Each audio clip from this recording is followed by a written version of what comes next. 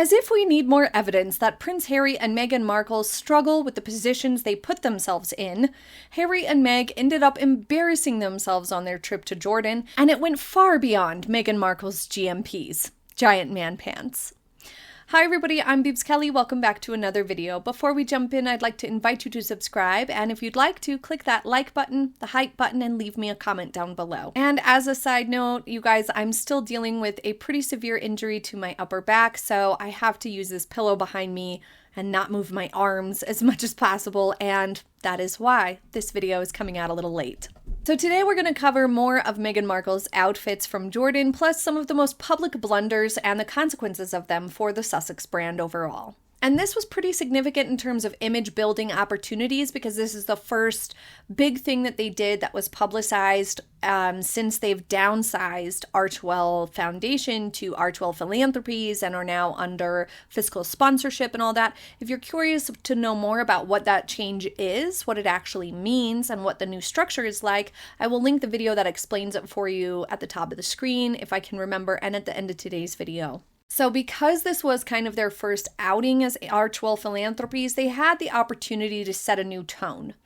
If that new tone is that they're not doing independent trips anymore, now they're just going to be doing partnerships where they're basically like any other celebrity ambassador like they did with WHO, then I guess that's fine.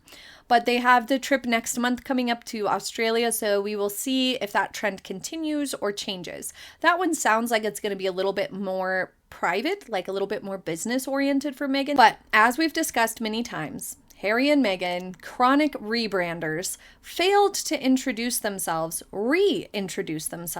as a strong, focused brand after they left the royal family. Instead, they were very chaotic, they tried to do too much at once, and that lack of focus combined with the relentless falsehoods and unwarranted frivolous attacks to both their family and in the court system, the most steady label that they have right now is malcontents. Nothing else they tried landed, and nothing else they did stuck. And they didn't stick with anything for very long anyway. They're always going to have a hard time now, forevermore, defining themselves as humanitarians because they did not clearly define themselves as humanitarians first and foremost once they left the royal family. And they've got a lot of conflicting energy about them to really identify as such. And as we discussed in a previous video, their donation to WHO or specific projects in Jordan for humanitarian aid was rather tiny in comparison to the need. It wasn't nothing. It's not that it wasn't important. It's just that it wasn't like that big of a deal because WHO operates on a biennial budget of $6.7 billion. You know, the Sussex's $200,000 was pretty small in comparison. What this whole thing really was about for WHO was publicity. They're currently feeling a bit desperate by their own admission and want to court private donors more and more. And they did get some publicity out of this, but honestly, it was overall drowned out by the royal family who had tons of news that week. When I looked at royal news feeds, I had to scroll to like page 3 before I saw just one article on something of the Sussexes in Jordan, and the rest was down on page like 4 or 5. And I have customized browsing off. So pretty good indicator of how much they were getting flooded with royal news that kind of pushed the Sussexes lower in the feeds. But what did the Sussexes actually do in Jordan? Not much. They were just there to provide the press opportunity. They didn't really do anything specific. And when Harry was given the chance to say why he cares about this work, he really seriously fumbled. He dropped the ball and he made himself look immature. Take a look at this clip. To talk about your family, your uncle, things back in London. You're here because you don't want to distract from the work that you're doing on the WHO and on Gaza. So firstly, why are you here in Jordan? Why is it so important to you? I think having spoken to Dr. Tedros for many months now, well, years, but specifically months in the lead up to this trip, it was really important for us to highlight the incredible work that Jordan does for this region. I think there's a lot of stuff in the news. It goes at an incredible pace. So this was his big chance to illuminate the specifics of the situation, to talk about what he learned on the trip, or gaps in funding, or what sorts of supports needed.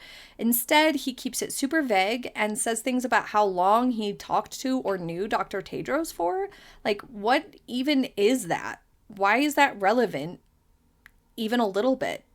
And the point of these publicity efforts for WHO, and presumably for the Sussexes too, would be to allege that they wish to do good when they show up, would be for the entire point to be providing insight and education on specific causes and crises for those who don't know about it or don't have the opportunity to learn about it otherwise, and to connect a potential solution or ways to help in a call to action of some sort. And you'll notice that this clip was cut. I couldn't find the original clip, which had Harry done a better job, best believe I would have been able to find that clip and it would have been circulating like mad. It would have been everywhere if it was a good clip that delivered value for WHO. Or even value for the Sussexes, because they would have wanted to use it and publicize it. But he was not impressive here. He put on a bad showing, so this was buried and I could not find the original clip. But his giggle about what was in the news lately was a huge mistake. If Harry was referencing the situation surrounding Andrew, then joking that there's been a lot in the news was a PR misstep. However awkward the scandal is for the royal family, their official responses have consistently centered on the victims. A light, almost amused delivery from Harry risked making it sound like palace drama rather than a serious issue with real harm attached. Or even that he's delighted that there's drama happening. It was a bizarre choice, and it came across as immature and insensitive, also unprofessional. And if he wasn't referring to Andrew, it was likewise a mistake. It's arguably just as problematic. A vague response, knowing comments like that invite speculation in a media environment already primed for scandal.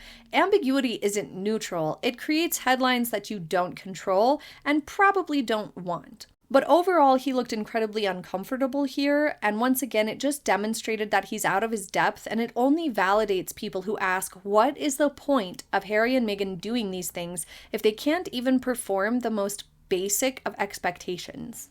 Meghan was also criticized heavily for lack of engagement and clinging on to Harry in photos. Harry refusing to hold her hand on several occasions is something we discussed in depth in a different video, which I'll link for you. But let's move on to her outfits here. There's nothing really noteworthy about the outfits. She kept the GMPs going. This blouse seems okay. But overall, the issue that I have with her wardrobe here is the lack of understanding of what's appropriate versus what's not. And that's shown through to her behavior as well as the outfit choices. When you position yourself as doing humanitarian or charity-focused work, image isn't just aesthetic, it's communicative.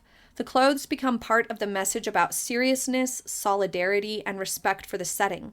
And time again, Meghan Markle chooses visibly high-end designer pieces that can feel disconnected from this environment, whether because they're conspicuously expensive, unusually styled, overly formal, impractical for the terrain, like when she wears open-toed shoes in a hospital or high heels on an athletic field, or she's presenting unpolished and wrinkled. At that point, it stops being a fashion conversation and becomes a branding one, a public image conversation.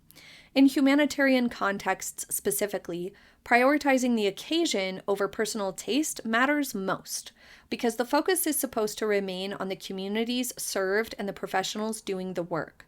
This isn't a red carpet or a gala or even a corporate keynote event where individual expression is expected or even rewarded. In aid settings, clothing functions almost like a uniform. It signals alignment with the mission. When the wardrobe reads as overly curated, luxury forward, or out of sync with the people actually running the programs, it unintentionally creates distance rather than solidarity. She others herself from the very group she's meant to be there to unify and highlight. That's why you'll often see the doctors, the NGO officials, and the field staff in practical polished basics. We see lots of button-down shirts, blazers, lightweight suit jackets, tailored trousers, closed-toe shoes, and even uniforms in the background here when you look at the other people in these pictures. The look is professional, neutral, adaptable, practical. It communicates competence and respect without pulling the focus. The goal is credibility and cohesion, not visual dominance. Meghan's outfits distract. They feel impractical for the setting. They appear styled for impact rather than function, and it subtly shifts the attention back to Meghan herself and away from the humanitarian work. And that's why that shift matters so much. In environments where people are experiencing displacement, medical crisis, or recovery from addiction, there's an unspoken expectation of visual sensitivity. Highly conspicuous designer items, overt displays of wealth, or outfits that feel styled for spectacle, as Meghan has done, read as tone deaf because they create a visible contrast between the visitor and the people being served and the people who are working there. Even if it was unintentional, the main point is that it signaled distance rather than solidarity. Meghan set herself apart and therefore gave the impression that she was setting herself above all these other people. Humanitarian settings prioritize respect, professionalism, practicality, cultural awareness, and emotional intelligence. And what Meghan has done here undermines all of those things. Overdressing, especially in this way that looks like it was curated for cameras, shifted the focus away from the mission and toward Meghan. That's why seasoned NGO staff and diplomats and public officials opt for such neutral, understated, practical attire. The goal is to blend in professionally, not stand out socially because of the specifics of the setting. This faux pas isn't about wearing designer specifically, it's about appearing to foreground status and her personal branding in spaces where humility and situational awareness are not just expected but essential. In these high sensitivity environments, optics matter most because they communicate values before a single word is spoken. So Meghan not only missed a huge opportunity here, but revealed something rather negative about her character by not managing to dress appropriately once again. Now, her previous 2024 trips that were publicized vacations, we talked about how inappropriately she dressed, but she wasn't associated with any specific organization. She wasn't acting like an ambassador for WHO like she was this time. Now, while her trousers and t-shirt with closed, flat, normal shoes in like this instance with the awkward soccer attempts was a little bit more practical of an option, a little bit more understated, a lot of her other choices were so out of place, and even this one was still kind of out of place. With the bare arms and the wrinkled appearance, it came across unprofessional, and the white shirt that she wore made it look like she was playing doctor dress up. So she still didn't quite land it, even when she tried something a little more understated. And even though I praised the blazer in our fashion edition, it still wasn't a perfect execution here, especially with the open-toed shoes. But leave your thoughts in the comments. Thank you for joining me. I hope you have a happy day ahead, and I'll see you next time. Bye!